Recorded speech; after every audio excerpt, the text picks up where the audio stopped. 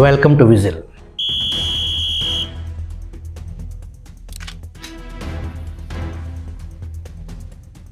YS Jaganmohan Reddy నేరస్తుల విషయంలో తరచూ చెప్పే మాట చిన్న పిల్లవాడు. ఇది జాలి కాదు, ఇది జగన్ ఎంచుకున్న రాజకీయ ఆయుధం. ఒక నేరం జరిగింది, మనం ఎవరి పక్కన నిలబడాలి? బాధితులతోనా, నిందితుడితోనా? ఈ ప్రశ్నకు సమాధానం ఒక సమాజ నాగరికతను నిర్ణయిస్తుంది. అదే ఒక రాజకీయ పార్టీ నడిపేవాడు నిందితులు నేరస్తుల పక్షాన కొమ్ము కాస్తే, చిన్నపిల్లాడు అనే ఎంపిక చేసిన కథనాన్ని ఎంచుకుంటే, అది సొంత బాబాయిని గొడ్డును నరికిన కేసులో 41 సంవత్సరాల వయసున్న వైఎస్ అవినాష్ రెడ్డిని చిన్నపిల్లోడు అని నిండు సభలో నాడు జగన్మోహన్ రెడ్డి మాట్లాడాడు. చిన్న పిల్లాడైనా అవినాష్ను దూషించడం, మా అందరికన్నా చాలా చిన్నోడు అవినాష్, చాలా చాలా చిన్న పిల్లోడు. అటువంటి పిల్లోని జీవితం నాశనం చేయాలని చెప్పి నిజంగా వీళ్ళంతా మనుషులేనా అని చెప్పి సందర్భంగా అడుగుతా ఉన్నా. విజయవాడ కృష్ణలంక రౌడీ షీటర్ పిల్ల సాయిది కరుడుగట్టిన నేర చరిత్ర. ఆ సమయంలో కూడా చిన్న పిల్లవాడు ఏదో తెలుసో తెలియకో అని సంబోధించటం. ఆ పిల్లాడి వయసు ఎంత? 23 ఏళ్ళు. అంటే వీళ్ళంతా చిన్నపిల్లలే. ఏదో తెలుసో తెలియకో కొద్దో గొప్ప ఎవరైనా తప్పు చేసిండొచ్చు. సిదిరి అప్పలరాజు కొడుకు 19 సంవత్సరాల మేజర్ ఒక వ్యక్తిని బండితో గుద్ది చంపిన కేసులో కూడా చిన్న పిల్లవాడు అనే స్టాండ్ తీసుకోవటం రాజకీయాల్లో ఒక విచిత్రమైన ధోరణికి అద్దం పడుతుంది. సిదిరి అప్పలరాజు కొడుకు 18 ఏళ్ళ పిల్లోడు బైకు తోలుతా ఉండి, కర్మవశాత్తు బైకు తోలుతా ఉండి ఎవరిలో గుద్ది బైకు తోలుతా ఉండి ఒక మనిషి చనిపోయాడు. యాక్సిడెంట్లు అవుతా ఉంటాయి. బట్ ఆ పిల్లోడు 18 ఏళ్ళ పిల్లోడు బైక్ తోలుతా ఉండి ఆ పిల్లోడికి ఏం తెలుస్తుంది? ఒకసారి జరుగుతాయి. నేరం ఎంత ఘోరంగా ఉన్నా, దర్యాప్తు సంస్థలు ఎంతటి ఆధారాలు చూపినా, చట్టం తన పని తాను చేస్తున్నా, జగన్ నోటి వెంట చిన్న పిల్లవాడు అని ఒకే మాట వెనుక ఎంతటి రాజకీయ మనస్తత్వం దాగి ఉందో ఎప్పుడైనా ఆలోచించారా? ఇది కేవలం ఒక వ్యక్తిని కాపాడే ప్రయత్నం కాదు, ఇది ప్రజల ఆలోచనలు మార్చే రాజకీయ మానసిక యుద్ధం. జగన్ మొదటి వ్యూహం నేరం నుంచి చర్చను పక్కదారి మళ్లించడం. నేరం గురించి మాట్లాడకుండా చిన్న పిల్లవాడు అని ఎత్తుకుంటే ఫలితం అసలు బాధితుడు కనుమరుగవుతాడు. నిందితుడినే బాధితుడిగా చూపించే ప్రయత్నం మొదలవుతుంది. 2, భావోద్వేగాలతో న్యాయాన్ని ఓడించటం.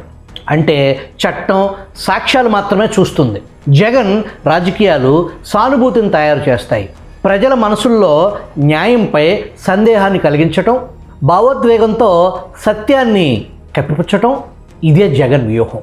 3, నిందితుల రాజకీయ వ్యవస్థను కాపాడుకోవటం. ఆ వ్యక్తి ద్వారా బయటపడే రాజకీయ సంబంధాలను కాపాడుకోవటం, అనుచర వ్యవస్థను కాపాడుకోవటం, ఓటు బ్యాంకును కాపాడుకోవటం, ప్రభావ వర్గాలను కాపాడే ప్రయత్నం. అంతిమ వ్యూహం కుల భావోద్వేగాన్ని రగిలించటం. నేరం గురించి చర్చ సాగితే సాక్ష్యాలు దర్యాప్తు సంస్థలు మాట్లాడతాయి, కానీ చర్చను కులం వైపు మళ్ళిస్తే భావోద్వేగాలే మాట్లాడతాయి. అప్పుడు ప్రశ్నలు మారిపోతాయి. నేరం చేశాడా అనే ప్రశ్న పోయి, మనవాడిని, తన కులపోడిని, మీ కులపోడిని టార్గెట్ చేస్తున్నారు అనే ప్రశ్న వస్తుంది. ఫలితం సామాజిక విభజన మంటల్లో రాజకీయ చలి కాచుకోవటం. చట్టంపై విశ్వాసాన్ని బలహీనపరిచి దర్యాప్తు సంస్థల పనిని పక్కకు నెట్టి జగన్ ముందుగానే తీర్పు చెప్పేస్తాడు. అతడు అమాయకుడు, అతను చిన్నపిల్లవాడు. జగన్ ముందుగా తీర్పు చెబితే న్యాయ వ్యవస్థకు గౌరవం ఎక్కడుంటుంది? ఇక్కడే అత్యంత ప్రమాదకరమైన సందేశం జగన్ ఇస్తున్నారు. ఒక యువకుడు జగన్ రాజకీయాన్ని చూస్తే ఏమనుకుంటాడు? నేరం చేసినా వైసీపీ పార్టీలో ఉంటే చాలు, జగన్ ఉంటే చాలు, వచ్చి కాపాడేస్తాడు. ఈ ఆలోచనే సమాజానికి అతిపెద్ద ప్రమాదం. శిక్ష భయం తగ్గిన సమాజంలో నేరాలు పెరగటం సహజం. వైసీపీ పాలనలో అక్షరాలు జరిగింది అదే. దళిత డ్రైవర్ సుబ్రహ్మణ్యం హత్య. ఎమ్మెల్సీ అనంతబాబును కాపాడటానికి వైసీపీ అధికారం ఎంత శక్తివంచన లేకుండా పనిచేసిందో ఆ కృషి ఏంటో అందరికీ తెలిసిందే. ప్రాణానికి విలువ తగ్గిన చోట వికృత రాజకీయానికి విలువ పెరుగుతుంది. బాధితుడిని మర్చిపోయి నిందితుడిని హీరోగా చూపించే రాజకీయ విష సంస్కృతి చివరకు నేరస్తుల సమాజాన్ని తయారు చేస్తుంది. ఒక మాజీ ముఖ్యమంత్రి మాట్లాడే ప్రతి మాటకు ఎంతో కొంత రాజకీయ బరువు ఉంటుంది. అలాంటి వ్యక్తి ఒక ప్రాణం పోయిన ఘటనపై స్పందించినప్పుడు ప్రజలు ఏమాశిస్తారు? ఒక రోడ్డు ప్రమాదం అనుకోకుండా జరుగుతుంది, దాన్ని ఎవరు సమర్థించరు, ఎవరు కోరుకోరు.